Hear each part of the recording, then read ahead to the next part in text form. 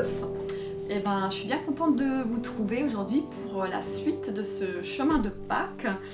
Et je voulais vraiment remercier Julien parce que, et puis toute l'équipe de Scaladéo et tout le monde finalement, puisqu'on était tous là pour ce repas de Pessa hier soir, c'est le Seder. C'était vraiment chouette, j'ai appris beaucoup de choses et je trouve ça fantastique en fait de voir comment les fêtes de l'Éternel s'accomplissent en Jésus, comment la Pessa en fait c'est tellement fort quand on connaît le Messie. Donc je vais continuer avec justement ce que Julien a soulevé à ce moment-là, hier soir encore et lors de la dernière vidéo sur le chemin de Pâques, c'était de sonder son cœur et de voir mais qu'est-ce qui était sur notre cœur pendant cette période de Pessa. Est-ce qu'il y a encore du levain? Est-ce qu'il y a des choses qui sont de l'ordre du péché dans nos vies? Et en fait, il m'est venu vraiment une grande tristesse. Et je crois vraiment que je ressens que c'est vraiment la tristesse qui est sur le cœur de Jésus. Et en l'occurrence, c'est une tristesse qui est liée au rejet des origines de Jésus, le rejet de la part des chrétiens par rapport à ses origines juives. Jésus est juif et il est né dans le peuple d'Israël, le peuple de Dieu. Et dans ce sens-là, en fait, je ressens comme une douleur par rapport à ce rejet. Je vais un peu vous expliquer le contexte, c'est que moi, ça fait seulement il n'y a même pas 2 ans que je suis rentrée en connexion avec Israël. Je connaissais rien avant, je savais pas l'importance d'Israël. Et donc c'est pour ça, si jamais je me trompe sur les détails que je vais vous dire aujourd'hui, merci de me le dire et comme ça je peux rectifier aussi certaines choses que je connais peut-être pas suffisamment. Et en l'occurrence, j'ai appris à connaître durant ce temps-là, durant ces 2 dernières années, un petit peu ce que ce sont les fêtes de l'Éternel. Et je m'appuie sur Colossiens 2 pour comprendre qu'en fait, les fêtes de l'Éternel, c'était l'ombre des choses à venir. Et le corps est en Christ. Donc j'ai compris que tout ça, c'est super important. Tout ce qui est écrit dans l'Ancien Testament est super important. Et j'ai compris que les 7 fêtes de l'Éternel sont toutes prophétiques et sont accomplies en Jésus, ou vont s'accomplir en Jésus, parce que vous allez voir, elles ne sont pas toutes accomplies. Elles sont regroupées en 3 grandes fêtes. Il y a 3 fêtes à Pâques, 1 fête à la Pentecôte, 3 fêtes à la fête des tabernacles. Pâques, ça représente sortie d'Égypte, ou bien mort de Jésus. Les 7 jours de pain sans levain, c'est Jésus qui est sans péché. La fête des prémices, c'est Jésus qui va se présenter au ciel comme le premier des ressuscités. Ensuite, il y a 50 jours plus tard, il y a la Pentecôte, qui est Israël qui reçoit la loi, le Saint-Esprit qui vient sur les disciples. Plus tard dans l'année, c'est la fête des tabernacles, avec les 3 fêtes, donc qui sont la fête des trompettes, ce sera l'enlèvement de l'épouse, la fête des expiations Yom Kippour, qui sera le retour de Jésus sur la terre, et la fête des tabernacles qui sera l'établissement du royaume de Jésus avec l'entrée dans le millénium. Voilà, donc parmi tout ça, vous pouvez voir qu'il y a 4 fêtes qui sont accomplies jusqu'à la Pentecôte et ce qui n'est pas encore accompli, ce sont les fêtes du tabernacle. Alors, toutes ces fêtes étaient fêtées par l'église primitive et j'ai appris donc, mais vraiment avec surprise, que c'est dans les années 300 que Constantin, il a remplacé ces fêtes par des fêtes chrétiennes qui sont le vendredi saint, le dimanche de Pâques, Noël, etc. Et on va dire que la célébration de Pessa, elle est devenue à ce moment-là hors la loi et l'église primitive a dû s'aligner aux fêtes chrétiennes ou alors vivre la persécution encore. On va dire que les racines antisémites viennent de là. Moi, en fait, ce qui est vraiment fort sur mon cœur, c'est que je me rends compte que Satan, il a vraiment divisé l'église de ses racines. Il a volé des choses à Israël, des choses à l'église. Et durant cette Pessa, vraiment mon cœur il pleure de cette division. Parce que nous, chrétiens, c'est comme si maintenant, si on fait pas les fêtes de l'Éternel, c'est comme si on disait à Dieu, ouais, attends Seigneur, tu as oublié des fêtes, nous on va t'en rajouter quelques-unes, regarde le vendredi saint, le dimanche de Pâques, mais qui sommes-nous pour inventer des nouvelles fêtes plutôt que d'aller scruter les Écritures pour comprendre tout ce que Dieu a instauré, parce que Dieu, il a tout prévu, et les fêtes de l'Éternel que Dieu a instaurées sont l'accomplissement avec Jésus, en fait. Jésus va toutes les accomplir. J'ai aussi l'impression que du coup, c'est comme si on avait volé Jésus aux Juifs. C'est comme si on avait sorti Jésus de son contenant qui était Israël et qu'on l'a mis dans une autre boîte qui s'appelle religion. Et nous, chrétiens, on croit que nous sommes dans la vérité alors qu'il nous manque nos racines. Et on est vraiment aussi, je pense, en partie responsable du fait que les Juifs ne se sont pas tournés vers le Messie ou sont en colère contre l'Église des chrétiens, contre les églises des chrétiens. Et je ressens en fait énormément d'arrogance et d'orgueil de la part des chrétiens. Et pourtant, Paul nous avait prévenu, parce que vous pouvez relire Romains 11, et en l'occurrence Romains 11, 17. « Mais si quelques-unes des branches ont été retranchées, et si toi, qui étais l'olivier sauvage, tu as été hanté à leur place et rendu participant de la racine et de la graisse de l'olivier, ne te glorifie pas aux dépens de ces branches. » Et ce que je veux dire quand même qui est grave, c'est que les chrétiens, ils ont provoqué la division entre les Juifs et l'Église.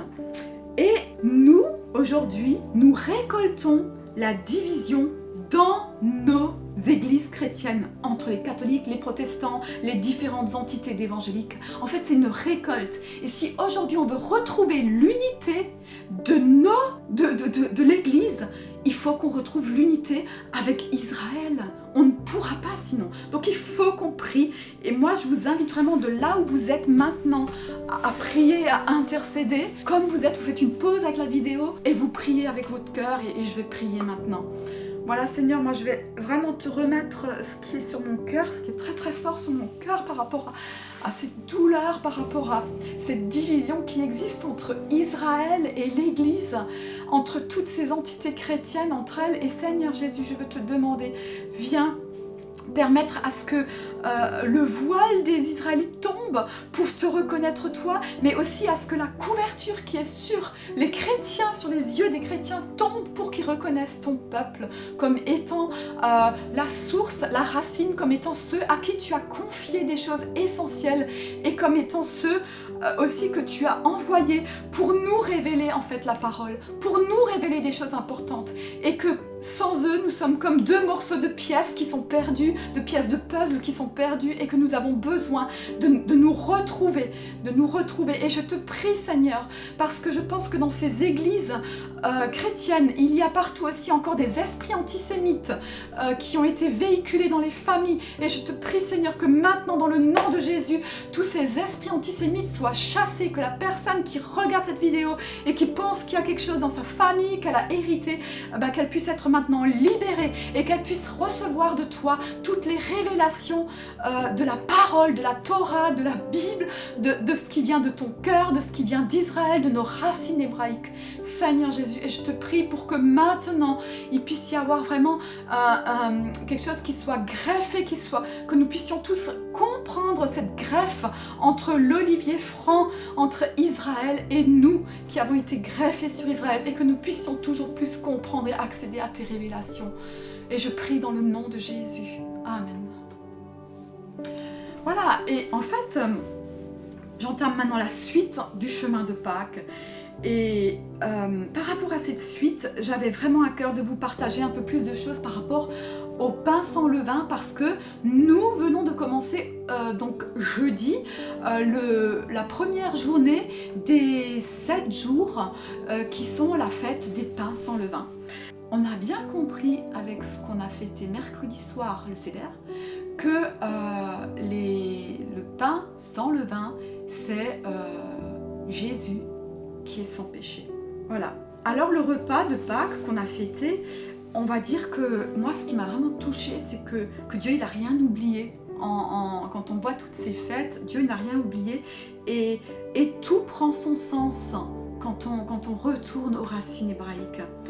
Et donc on voit dans Deutéronome 16, au verset 4, il est écrit « Et on ne verra point chez toi de levain dans toute l'étendue de ton pays pendant 7 jours. » Ce sont les 7 jours où, dans le Nouveau Testament, Jésus va être analysé sous toutes les coutures. Il va être analysé de la même façon que les animaux sacrifiés étaient analysés sous toutes les coutures pour voir s'ils n'avaient pas de défaut. Parce qu'ils ne pouvaient être sacrifiés que s'ils n'avaient aucun défaut. De la même façon, Jésus va subir cette arrestation, il va subir cette condamnation, la croix, la résurrection, et tout ça, tout ce temps-là, entre l'arrestation et jusqu'à la résurrection, jusqu'à son arrivée dans le ciel, eh ben, il va y avoir 7 jours où il va se présenter partout et où tout le monde va constater « Ah mais il n'y a pas de péché ». On peut le voir par exemple avec Pilate, avec Hérode, avec le malfaiteur même à la croix qui va dire « Nous sommes coupables, mais lui il est juste ». Donc voilà. Et au final, on va voir à la résurrection, même la mort n'a pu le retenir, c'est pour ça qu'il est ressuscité. Et le pain, donc, c'est donc le corps de Jésus.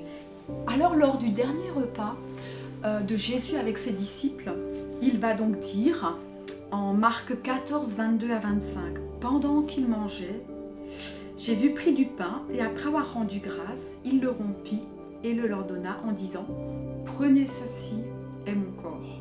Alors ce dernier repas de Jésus avec ses disciples, c'est on va dire, on arrive là à la réalisation finale de l'alliance fondamentale que l'Éternel avait fait avec Abraham, Isaac et Jacob. On arrive en fait à la fin de cette alliance. C'est comme si l'ancienne alliance a été à ce moment-là renouvelée. C'est comme si vous avez signé un contrat d'assurance qui était dépassé parce que voilà, l'année est finie, vous signez un nouveau contrat d'assurance et là il y a des nouvelles options dedans ou des nouvelles mentions.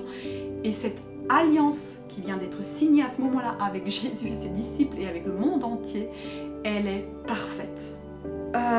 Et je me suis demandé, mais alors ce pain, il vient d'où ce pain? Pourquoi Jésus, le pain, pourquoi il dit le pain c'est mon corps et pas l'agneau c'est mon corps finalement? Et bien tout simplement pour comprendre ça, il faut revenir au jardin d'Éden. Et dans le jardin d'Éden, l'arbre de la vie a été planté au milieu du jardin d'Éden, souvenez-vous. Et cet arbre de la vie, eh ben, c'était déjà le pain de vie de Jésus. C'était déjà le pain de vie, c'était déjà Jésus. En fait, ce qu'il faut comprendre, c'est que tous ces textes de la Bible, on peut absolument les fouiller et les comprendre avec la langue hébraïque. Et quand on commence à fouiller, c'est pas moi qui l'ai fait, hein, j'ai repris des choses que j'ai apprises, eh ben, on se rend compte que c'est puissant. On se rend compte que cet arbre de vie, c'était déjà l'arbre qui donnait comme fruit le pain. Et Adam et sa femme se tendaient juste la main, là, et dans le jardin d'Éden, Adam et sa femme n'avaient que à tendre la main, à aller chercher le fruit, à le manger, à manger du pain de vie.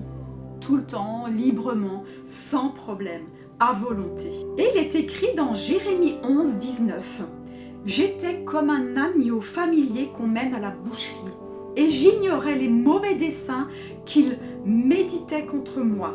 Détruisons l'arbre avec son fruit, retranchons-le de la terre des vivants, et qu'on ne se souvienne plus de son nom. » C'est vraiment Satan qui a décidé d'enlever l'arbre de la vie et de le détruire. Et là, on se rend compte ce qui se passe dans le monde spirituel. Satan qui a séduit, qui a tenté la femme, qui a tenté Adam.